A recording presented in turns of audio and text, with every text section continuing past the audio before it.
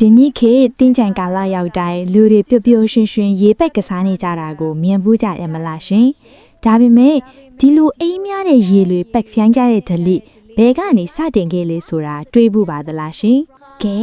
အတိတ်ကာလအလွန်ဝေးကွာလာတဲ့ရှေးရခင်နတ်ပြင်ပါဒီခစ်စီကိုနောက်ကျောင်းပြန်လှည့်ကြည့်လိုက်ရအောင်ရှင်။အဲ့ဒီအချိန်ကနတ်ပြည်ချောင်းထက်ကိုအစိုးရတဲ့တကိုးရှင်တကြားမင်းနဲ့မြမာဘုံကမြမာမင်းကြီးတို့အကြားမှာကြီးမားတဲ့အငင်းပွားမှုတစ်ခုဖြစ်ပွားခဲ့ဘူးလေရှင်။အကြောင်းရင်းကတော့တင်ကြံကြမဲ့နှစ်တစ်ပြောင်းချိန်အတွက်ရိုးကိုဘသူကအမှန်ကန်ဆုံးတွက်နိုင်တယ်လဲဆိုတာပါပဲရှင်။သူတို့နှစ်ဦးဟာကို့အဖေကိုယုံကြည်ချက်လွန်ကဲပြီးရှုံးနေသူဟာကို့ဦးခေါင်းကိုအဖြတ်ခံရမယ်ဆိုတဲ့ကြောက်မက်ဖွယ်လောင်းကြီးကြီးတစ်ခုကိုပြုတ်လုခဲ့ကြတယ်ရှင်။တကယ်တော့ဒါဟာစက်ကြဝဠာကြီးတစ်ခုလုံးကိုပြောင်းလဲသွားစေမယ့်အလောင်းစာတစ်ခုဆိုတာသူတို့ကိုယ်တိုင်တော့မသိခဲ့ကြပါဘူးရှင်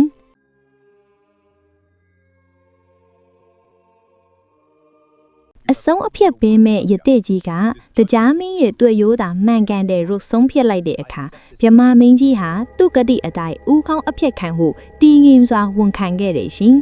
တကြားမင်းကလည်းမလွဲတာမရှောင်ပါဝရက်စိန်လက်နက်နဲ့မြမမင်းရဲ့ဦးခေါင်းကိုဖျက်တောက်လိုက်ရတယ်ရှင်အဲ့အချိန်မှာပဲအဆိုးဆုံးအကျက်အတဲကြီးစတင်มาတော့တယ်ရှင်မြမမင်းကြီးရဲ့ဦးခေါင်းဟာတာမန်မဟုတ်ပဲ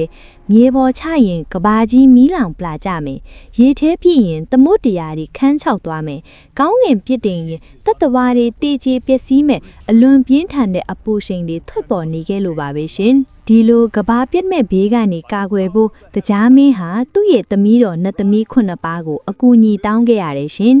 ဒီနှစ်သမီးလေးတွေဟာကဘာလောကကြီးအေးချမ်းမှုအတွက်မြမမင်းကြီးရဲ့ဦးခေါင်းကိုတဦးကိုတစ်နှစ်စီအလဲ့ကျကင်ဆောင်ပေးခဲ့ကြတယ်ရှင်နှစ်ဟောင်းကုန်လို့နှစ်တစ်ပြောင်းချိန်တင်ကြံကြချိန်ရောက်ကြနောက်ထပ်နှစ်သမီးတဦးစီကိုလွှဲပြောင်းပေးအပ်ကြတယ်ရှင်အဲ့ဒီလိုလွှဲပြောင်းချိန်မှာဦးခေါင်းကြီးကထက်လာတဲ့ပြင်းထန်လာတဲ့အပူရှိန်တွေငိမ့်အေးသွားအောင်နဲ့တာဝန်ယူရတဲ့နှစ်သမီးလေးတွေအမောပြေစီအောင်ဆိုပြီးလူသားတွေကရေတွေနဲ့ပတ်ဖြန်းပူဇော်ခဲ့ကြတာပါရှင်ပြန်တွေးကြည့်ရင်အခုစိန်နွဲနေတဲ့တင်ကြံရေကစားခြင်းဆိုတာဟာဒီလိုခမ်းနားကြီးကျယ်တဲ့ဒန္တာရီတွေကကဘာမြေကိုကဲတင်ခဲ့တဲ့နှစ်သမီးလေးတွေရဲ့ကျေးဇူးတရားကိုပူဇော်ရဲ့အေးချမ်းမှုသင်္ကေတတစ်ခုပါပဲရှင်